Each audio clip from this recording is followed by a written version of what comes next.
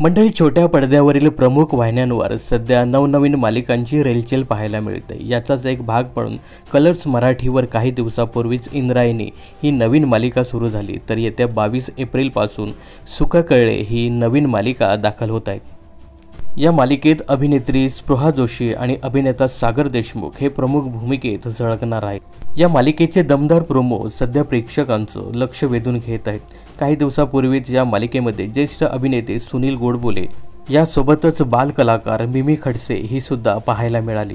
आता आणखी एक अभिनेत्री या मालिकेमध्ये जोडली जाणार आहे, तर ती अभिनेत्री आहे जी मराठीवरील नावाजलेली माझी तुझी रेशीमगाठ या मालिकेतील अभिनेत्री स्वाती देवल।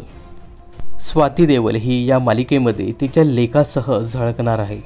तर स्वातीने सुख कळले या मालिकेचा प्रोमो शेअर करत लिहिलंय, नमस्कार मंडळी, तुम्ही माझी तुझी रेशीमगाठमध्ये मला भरभरून प्रेम दिलं, राणी मी होणारच्या कांतावरही करताय, आता पुन्हा एकदा सर्वांच्या भेटीला येत आहे नवीन भूमिकेत माझ्या स्वारध्याला घेऊन नव्या टीमबरोबर नक्की बघा सुख कळले आपल्या कलर्स मराठीवर। तर स्वाती देवलचा मुलगा स्वराध्य देवल हा पहिल्यांदाच मालिकेमध्ये झळकणार आहे।